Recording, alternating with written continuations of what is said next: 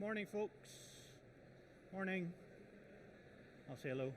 Hopefully you can hear me all right. Obviously, headphones as well. Thank you very much for coming along this morning. Look, I was just saying to someone at the back, this is either going to be really interesting or super boring, depending on what you're into. There's zero mention of technology in it, so if you want to bail now, I'm not that smart. It's about emotions, really, and aging hippie at heart and all the rest of it. So to get into it, so I'm Scott, look after the marketing at E.ON, which hopefully most of you will know. Big European-wide energy company. We've been through a lot of changes, and we'll touch on some of that today. So thinking about, what it says, right? Perfection over progress.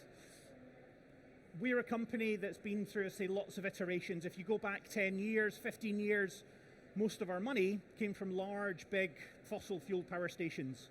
We sold them off a number of years ago, developed into renewable technology in terms of wind. We've sold those off, now solar panels, electric vehicles and batteries.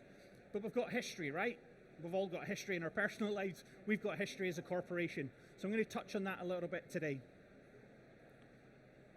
So lots of you, I'm sure, in your organisations, whether you're agency side or whether you're in-house as a brand, but what about? Now you can ask it, but what about? And it's a positive intonation and a good thing. I work in a business where there's not normally a positive intonation at the end. It's normally, but what about? So we'll talk about sustainability or renewables, and you'll have someone that will go, but what about what we did 15 years ago? Or at the moment, obviously, we're all very aware, and it's really important that we help our customers, but cost of living, energy prices. We'll look to do something on the marketing side, an initiative, a positive thing, rightly, of course, but you get someone going, but what about? And it's not a constructive build to go, you've got to think about this. It's we can't do anything, someone will slag us off. So we've spent an awful lot of time wrestling with our consciousness to work out, we've got a story to tell, how can we get across for that? So for the next sort of 10, 15 minutes this morning, I'm just going to talk to you about what we've tried to achieve, how we've got past the but what abouts. I'm part of getting past the but what abouts is coming here, so I don't need to actually speak to anyone in the office. I'll speak to you lot and pretend we're perfect instead. We're not. There's a challenge. I was looking at my phone beforehand, texts coming in about stuff the newspapers are asking us about today, a new ad campaign we've got going live, and it's the challenges. And it's right that you think about the challenges, but I think a lot of us in organisations, when thinking about purpose, when thinking about what we can talk about, that can lead to paralysis, because you worry, we're not perfect. But I would just hold in your own heads that fact that in our own lives we're not. Therefore, your consumers aren't perfect. Not everything's perfect. I'm not criticising at all here, but I went outside for a coffee a bit earlier, and if anyone's been outside for a coffee, it's a challenge. But I got my coffee. Wasn't perfect in terms of my experience, had to wait longer. Then there was a bit of a scrum because no one took my name, and there was 300 of us getting a flat white, so we all went really British and awkward. But I got my coffee, so that was progress over perfection, right? And that's really what we'll talk about today. So E.ON and the world and sustainability. Essentially, and again, if you want a nap, this is the next 15 minutes, right? This is the world we found ourselves in sustainability. The IPCC reports, the UN reports that point out how long we've got left until we breach the 1.5 degree, the 2 degree, the 2.5 degree line. The science has been the same for about 30 years, and that was one of our areas where we started to confront the fact that for us talking about sustainability, nobody's perfect, and we've got to put our point across. We are in a sector that if the energy sector doesn't decarbonise, if we don't help all of you as individual homeowners, renters, etc., if we don't help you, we've got no chance of hitting any of those targets, right? So we all know what we've got to do, but it's hard, isn't it? And we all sit and think ourselves, but what about? Well, I'm not going to recycle. What about landfill in China? I'm not going to recycle. Look how many, paper cups Starbucks put out every year. I'm not going to recycle. Look at McDonald's packaging. That kind of attitude we can see coming through in consumer data, in business data, and in government data. But it doesn't mean we can't do something about it. Because what we're also seeing is, yes, people are feeling frustrated, that they want to do their bit, but there's a long way to go. So just going to show you 3 arguments that say we couldn't wait till we were perfect, because our consumers, our audience, businesses don't want to wait until they're perfect either.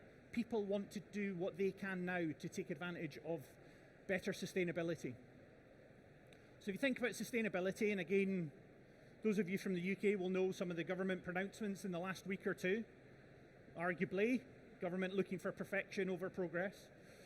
But society at large, every single bit of data that you look at will tell you, year by year, in fact, almost week by week, month by month, consumers, audience, folks like us, I hate saying consumers, folks like us, society at large are going, shit, we've got to do something about sustainability. If you think back, God, I was going to say 10, but probably only 5 years ago, think about the heat wave we had in September, right? If you saw the reporting on the BBC News, unseasonal heat wave, you know, it would have been a bit on the end, right? They'd have had a weather presenter going, it's hot, thanks very much for the insight. But at the end, they'd have said, do you think it's to do with climate crisis, global warming? And the weather presenter, as a trained meteorologist, would have gone, probably, we can't say for sure, but yeah, probably. And then they'd probably have some crank on, going, oh, I'm not sure, it might be man-made, the world's always changed. That doesn't happen now. It is a universal truth, thankfully. We've finally got to the point where science wins over the alternative, most of the time, about the fact that this is happening.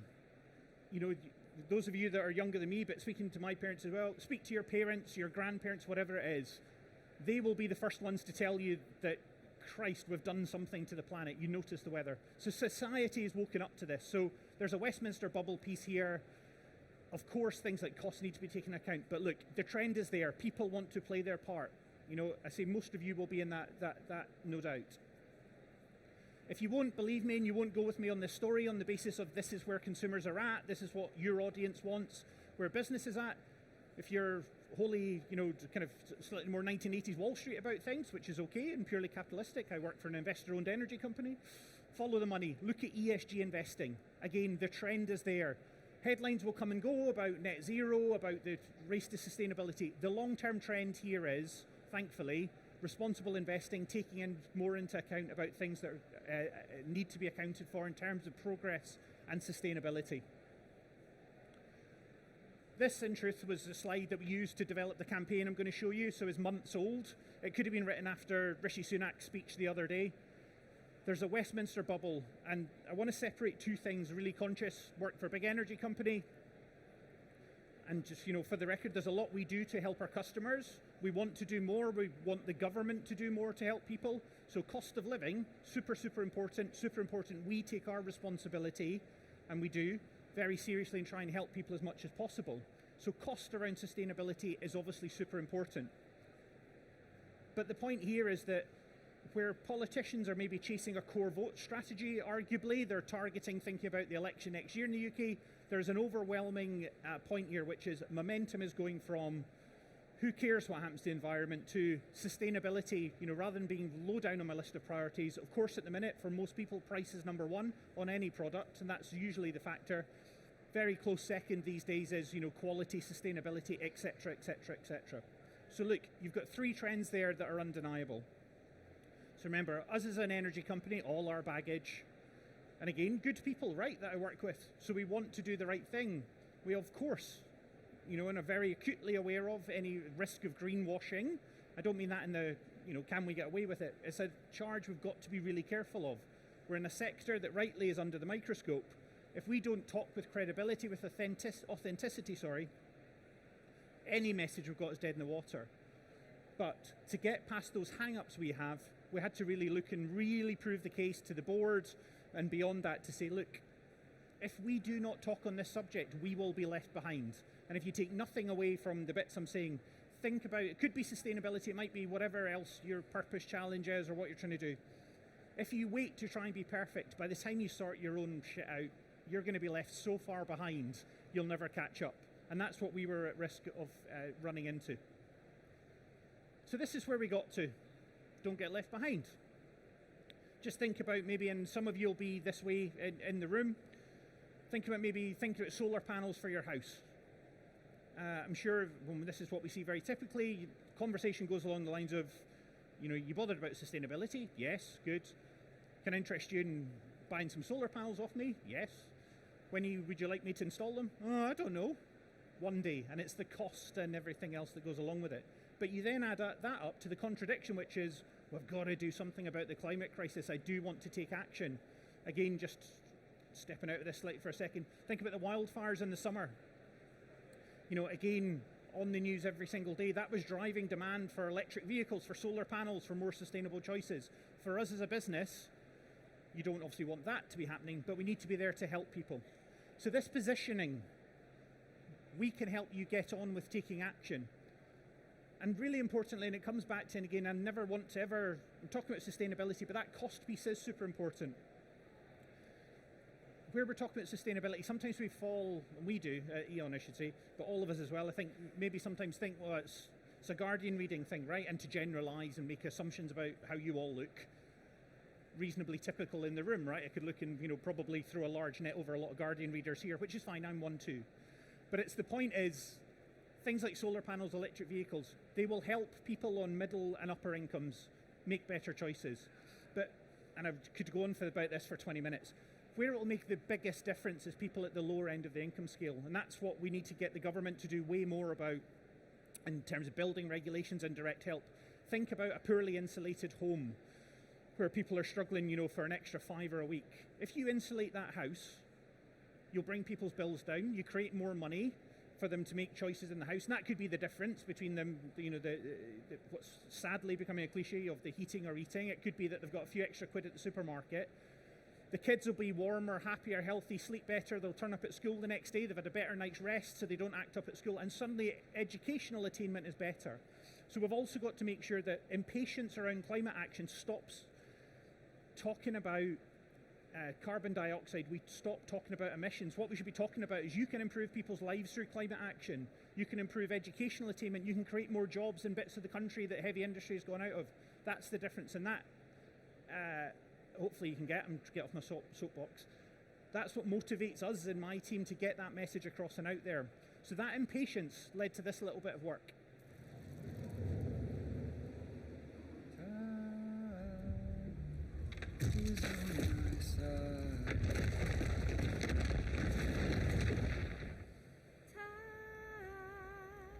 Is on my side. Yes, it is.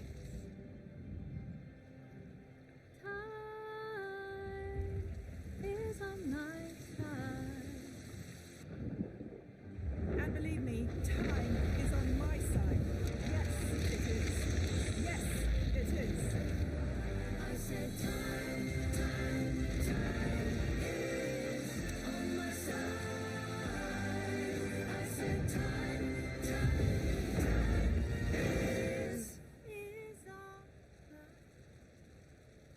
It's time to act on the climate crisis today, not one day. And E.ON have the solutions to help us all live more sustainably. So a bit of work that we had in the market earlier this year. It was about us taking a point of view. It was about us standing up for what we believe in. It was about being deliberately confronting. And it was about, a lot of it, trying to exercise those demons that I talked about at the beginning. But what about?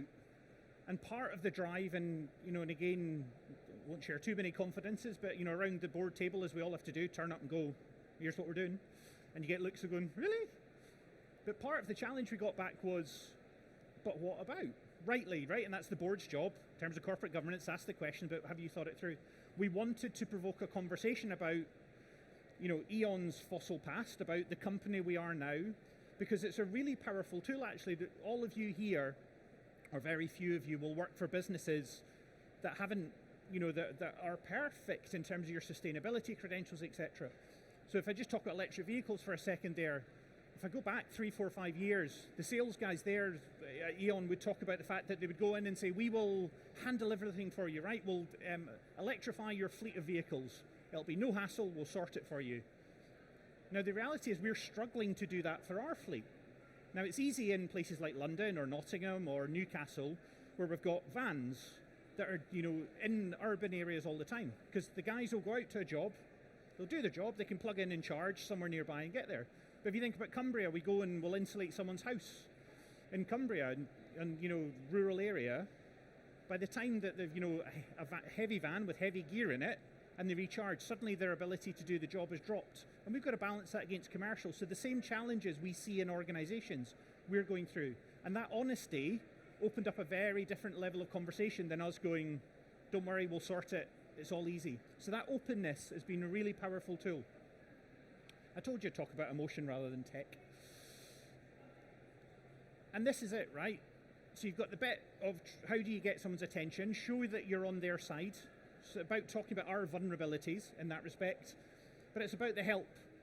So, here, make it really easy, again, for people to access grants and funding. There's loads of money on the table, not enough, but there is loads of money on the table that people can access for solar panels, heating, blah, blah, blah. Our job's to make it easy for people to get that money so they can get those tools in. So, show the problem, show you're on people's side, but then make it easy for your customers. Again, basics of marketing, I know you all know that, but we never used to get to this stage because we'd go, someone might, point fingers at us and go, you shouldn't be talking about this. People do point fingers at us and go, you shouldn't be talking about climate crisis. I think we should. We're one of the companies, you go back 20, 30 years, as many did, for good reason, but at that time emissions weren't first and foremost. I'm pleased that I now work for a firm where it is, because the world has changed. But we should talk about that transition, because only by that transition from big fossil to renewables to where we are today, that's the only chance that any of us have got to get to net zero by 2030. The most important bit, hopefully it sounds nice, and hopefully you get the idea of going, you should be honest and you should be nice and front up about your errors and where you've got soft underbelly. It worked. And a lot of these metrics aren't a given at an energy company. Our campaigns usually pay back. But what we saw by having a point of view, by talking about our vulnerabilities, actually the returns that we got from that campaign were far in excess of stuff where we played it safer before. Because having that point of view, it just resonates with people, doesn't it? You know yourself, if you're out at a pub, at a party, wherever, and you chat to someone and again they are full of bravado and they're full of arrogance and they're insisting that everything they do is right, you're not chatting to them for too long. Show some humanity as a company, show some humanity as a brand, really tap into the emotions and you get returns on it. And just, to show that, perfection is having a lovely, hopefully you agree, a lovely shot, a high production value add, but that's only the tip of the iceberg for us. Again, this doesn't go out the door as a report, but we've collated stories from all around the business, and it's a jumping off point for content. And the bit I'm not boasting about, right? I could stand here. I'm proud that we've flogged and installed 16,000 solar panels. What's actually important about it is it's 16,000, it's not 16 million. And that's the bit of the story we want to talk to people about. Here, saving 200,000 tons of carbon dioxide. It's important, it's a drop in the ocean, but it gives us an in to start talking about that's a good thing. Where's the better things we can do? And again, honest answer, if I went back 5 years, the work we're producing would have been nervous about talking about that, within the right audience. And it's because there's so far for us to go, so far for the world to go. But actually, there's power in doing that. Glaciers. And before I play you that one, so it's important, I think, be aware of the things you have done well. Be proud of those things.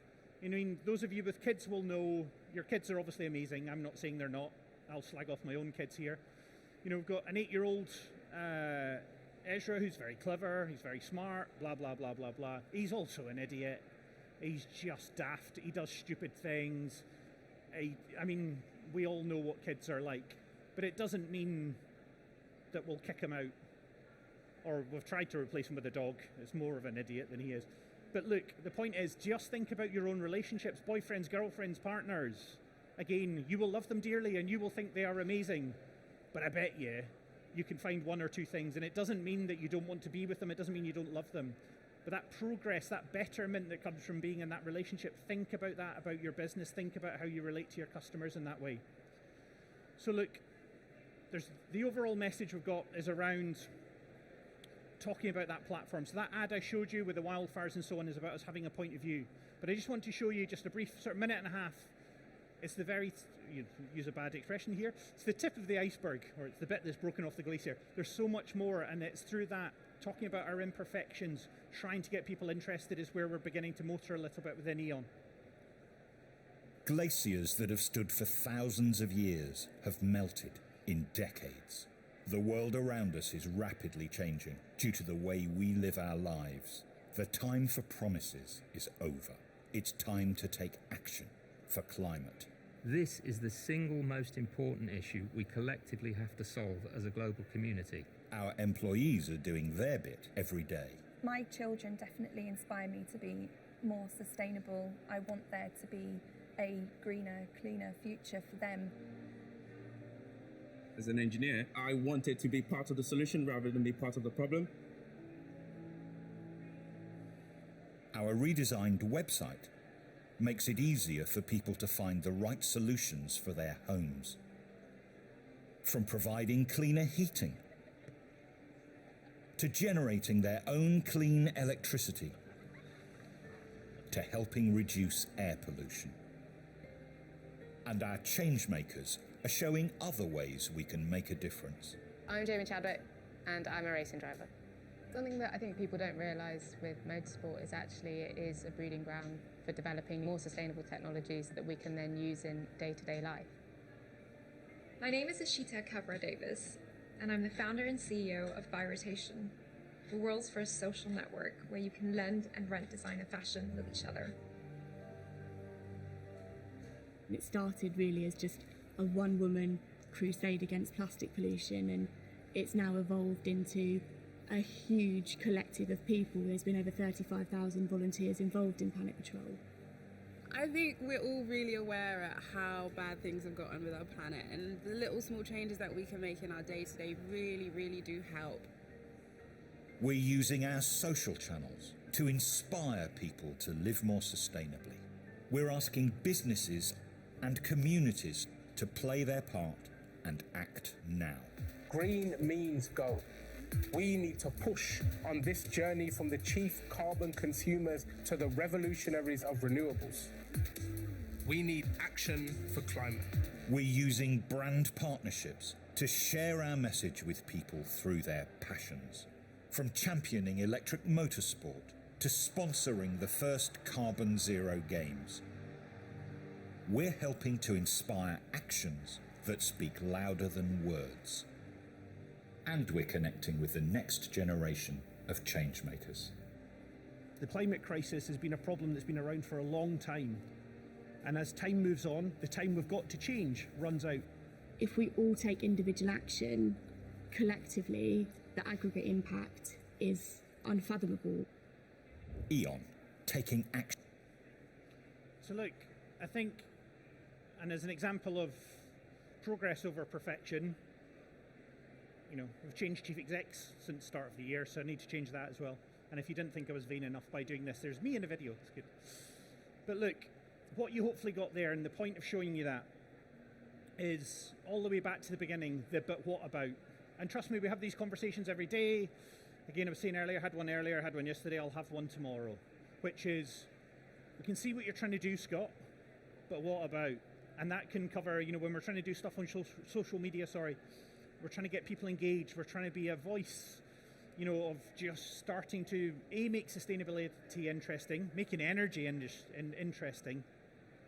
All of those points, we've got to find different ways in.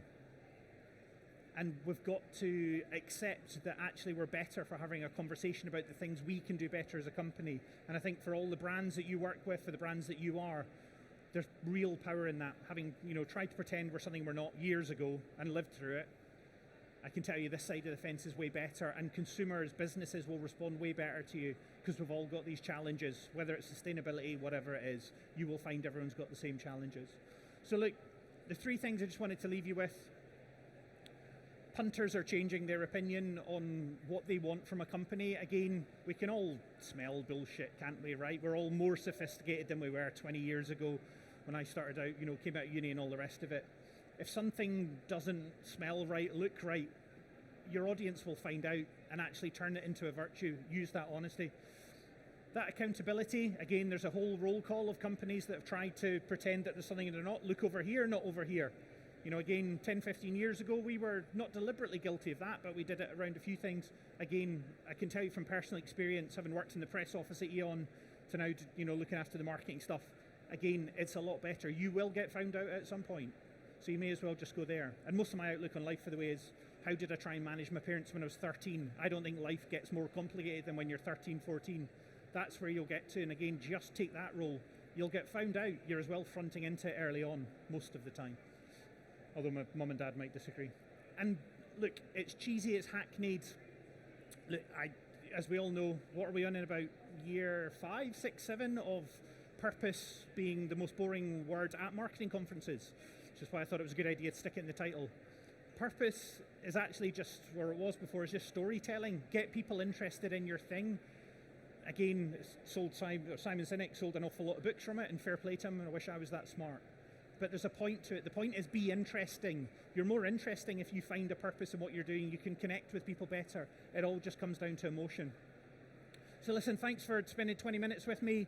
Hopefully that was a diversion from really scary bits of AI and tech and everything I certainly don't understand.